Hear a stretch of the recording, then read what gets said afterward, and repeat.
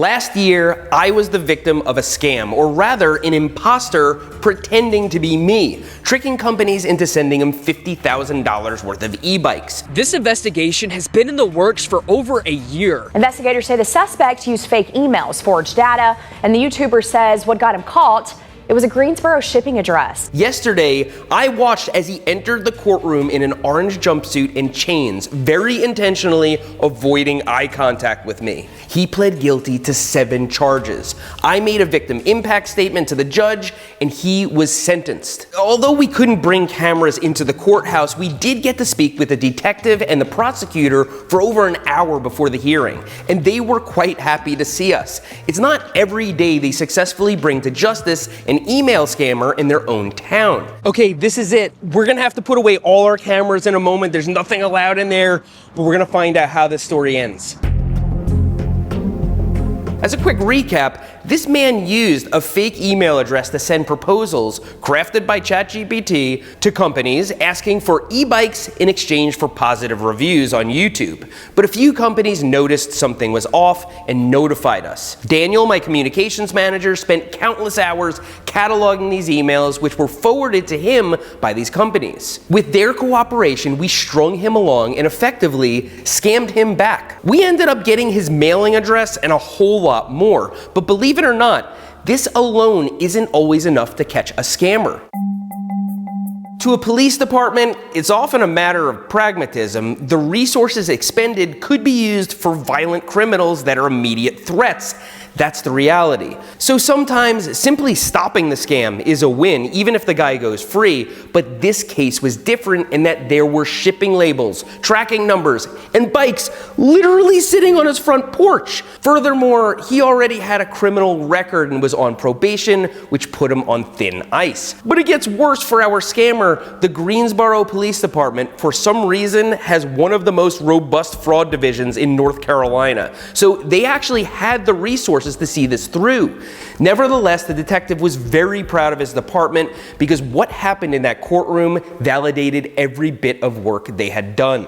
A popular YouTuber says someone posing as him tricked businesses out of tens of thousands of dollars in electric bikes. I entered the courtroom with the detective and my entire team, including Daniel, who had spent countless hours assisting the police. Shortly after entering, we watched as the scammer entered the room escorted by a bailiff. That was the first time I'd seen him in person. It was kind of surreal. He was wearing an orange jumpsuit, his hair had grown considerably, and you could actually hear the chains jingling. If you've been to court for, let's say, a traffic infraction, this had a very different vibe.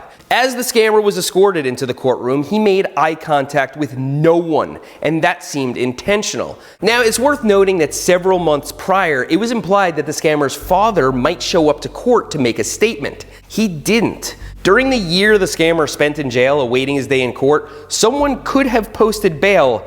No one did, which even the detective mentioned was pretty uncommon. The scammer was placed in front of a microphone next to his court-appointed defense attorney. The judge then asked him what seemed like 100 questions. Now, as I said, I couldn't bring any video or audio recording equipment into the courthouse. However, I do remember several key details. The judge asked the defendant about his level of reading comprehension, which he self-described as college level. I want to revisit that. The judge also asked if he was able to understand the charges and ramifications of his plea, to which he responded, "Yes, Your Honor." Then, as the judge listed 7 individual charges, he responded to all of them with "Yes, Your Honor." The charges included felony obtaining property by false pretense, which is also a pretty accurate description of what he did. The prosecutor then indicated that I wished to make a victim impact statement, and so the judge invited me to step forward. I actually didn't prepare anything. I spoke from the heart. It went something like this. "Thank you, Your Honor. For 11 years, I've made YouTube videos about bicycles, which on the surface may seem trivial, but I've used my reach largely for good. I don't take it for granted. I've built trust and a reputation. I and my team have helped an elementary school start a bicycling program. We've donated countless bicycles to those in need, and we've helped fund and build a public park. We've used my platform to encourage positive, healthy activities. This reputation took over a decade to build, and it was then used for deception and theft. We've now spent countless hours assisting law enforcement, and I'm still horrified at the thought that someone out there still thinks they were talking with me. As you may know, this case has received much media attention. I hope viewers come away with the ability to avoid such scams. And I hope would-be scammers come away knowing that this is not worth doing. At the conclusion of today's hearing, I hope that's made extra clear. I probably said some other stuff, but I didn't speak for more than a minute. I kept it short. Everyone's time had been wasted enough at that point. But the implication of my statement was that we have a rare opportunity to make a public example of this guy for all the other scams that go completely unpunished. I doubt that played into the judge's actual decision, but I'm sure just being there with my entire team and the detective showed we were all invested in the outcome. Now, during my statement, I looked directly forward and made eye contact with the judge, but the detective later told me that the scammer didn't so much as glance in my direction. He was like a statue looking directly ahead. From there, the public defender made a plea on behalf of the scammer. He indicated that this individual was under a great deal of mental duress, which could have influenced his behavior and judgment. He respectfully asked the judge to take that into account. I found it interesting that the judge then asked the public defender how many hours he had put into the case. He said 5, which seems appropriate given the fact that he had nothing to work with. His client was on probation for a much worse crime when he orchestrated this scam. His client did a terrible job of covering his tracks. He literally had bicycles on his own porch, addressed to me. That's not a whole lot for an attorney to work with, and thus the best course of action was indeed to plead guilty and avoid pissing off the judge. So with that, the judge held the scammer responsible for reimbursing the public defender's office for those 5 hours. He also issued a no contact order on behalf of myself and all the companies scammed, and he doled out the sentence. Now, I cannot stress enough how much I am not a lawyer, and I couldn't understand the implications of what the judge actually said. It all sounded like a bunch of conflicting numbers to me, but the prosecutor emailed us with more details, and so I'll put it in my words to help you understand it. First of all, while awaiting his trial, the scammer spent about 12 months incarcerated. This is like store credit that he can apply to his prison sentence. The sentence is 2 back-to-back 6 to 17 month sentences. So a minimum of 1 year and a maximum of 34 months. But remember, he has store credit. So here's what that realistically means from here. The court still needs to calculate how much of that store credit he can apply. That could take up to 30 days, during which time he will remain incarcerated. If I were a betting man trying to guess exactly what happens here, I'd say he will be a free man in as little as a month from now. Look, he's apparently been behaving himself while incarcerated. The court does not consider him a physical threat right now, and he's consuming limited resources from within the justice system. He has served a year already, and they're not going to want to see his face anymore. I know that's not what many of you want to hear, but I still appreciate the hard work of all involved, including the judge. There's no decision anyone could have made here that would please everyone. So, to confirm and distill what I already said, he's probably getting out really soon. Seth Alvo is a content creator and big one with roughly 3 million subscribers on YouTube. He says someone pretended to be him, imitating his email account, his writing style, and even more, he assumes with the help of AI. Alvo says then the imposter emailed bike companies in his name. They never get caught, and finally we got someone, and so that's an example. You can get caught. So while this case is now closed, we've got a bit to unpack here. First, the sentence. Most email scammers never get caught, let alone sentenced, so I'm just happy he got something. If they gave him, let's say, another 3 years in prison, it's not like he would magically emerge an honest, productive member of society. Prison is like graduate school for criminals. Of course, should I wish to beat a dead horse, I could take him to civil court and sue him. Leaving that option on the table would, at least in theory, keep him honest. But at the end of the day, what does he have for me to sue him for? It's worth noting, at one point during the investigation, he argued that he shouldn't be prosecuted for the unopened boxes. If he really thought that made a difference, it's a glimpse into the mind of someone who has never taken responsibility for anything. But whatever the collective pain and suffering I and the companies impacted have experienced, it's nothing compared to the misery he's enduring right now. I'm not trying to encourage sympathy, but rather get to a point here. As I stated, nobody posted bail. Nobody showed up to his hearing. This guy has burned every bridge he's ever walked over. He'll be fording rivers for the rest of his life. Apparently, his roommates didn't like him and were more than willing to cooperate with police. Now, he's in prison and he will be getting out before long. What happens then?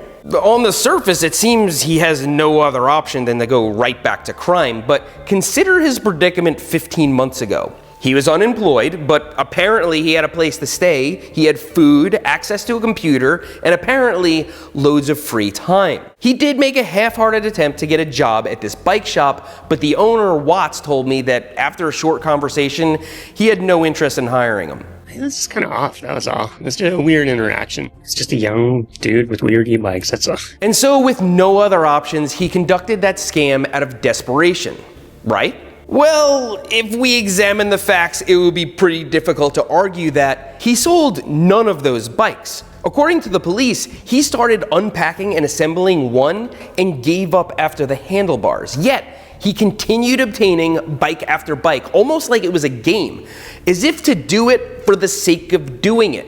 And while his employment prospects seemed non-existent, he could have earned more income depositing bottles and cans than he did selling 0 bikes. He could have been homeless without a phone or a computer or a place to stay. People who can't read at a college level and don't have a place to stay manage to exist without victimizing others. And on that note, at the time of this scam, ChatGPT could not have doctored that YouTube analytics page. This was a pretty capable guy, and he likely put his own touch on these messages to ensure they were as effective as possible. He was mentally capable of understanding exactly what he was doing. Even with his criminal record, given the amount of free time he had, surely he could have found something productive to do. And so for the sake of society, I hope he's done with this experiment of his and that he starts making better choices. So, on to more important matters. What happened to the bikes? Well, actually, that's a lot more complicated than you might think. They're with the FBI in Asheville, and everyone involved, including law enforcement, has always from the beginning wanted them returned. But it's not like we can just drop them off. In many cases, they shipped from overseas, and now to send them back in the current environment would be so costly and complex, it's barely worth doing. Consider that a full fiscal year has elapsed and perhaps some of these bikes have been written off as losses. So currently we're trying to find a solution to the bicycle situation, and you guys are probably thinking of all the same things we are. Use them for good, or make a video reviewing the scammer bikes. But again, what seems dead simple in theory is often in practice costly and complex. And so there seems to be no end to the incredible, pointless waste left in the wake of this debacle. Wasted product, wasted time, resources, this idiot's own future, and all by leveraging stolen trust. But rest assured, we're trying to find a solution for the bikes, or as many of them as we can. It's messy and it's frustrating. Tonight, a local YouTube creator with nearly 3 million subscribers is sharing his story after helping bust a thief who tried to use his identity to steal $50,000 worth of e-bikes. And in an interview earlier today, Seth Alvo told me if he hadn't caught on, the scammer wouldn't have stopped. Alvo's manager was first to spot the scam. He said, hey, I'm getting some weird emails from companies about this guy who's impersonating you. A lot of people say, oh, it's a victimless crime, it's just bikes and so on and so forth. It's not. I mean, it impacted real people. You know, we lost a lot of sleep over this, and, you know, we didn't take it lightly. Bicycles are a force for good. They put smiles on faces. They're an affordable way to get around. They make us healthier. Even e-bikes, if only for the vitamin D. And those who choose careers in bicycling are usually pretty cool people. So it sucks that cool people had to deal with this. So thanks to everyone involved, the companies that helped scam the scammer back, the Greensboro Police Department, the FBI, and of course, my own team. I think everyone is pretty happy to know that there's some kind of closure here. And remember, if me or any other creator reaches out to you personally, you should take the steps necessary to confirm that that is indeed the case. Thanks for riding with me today, and I'll see you next time.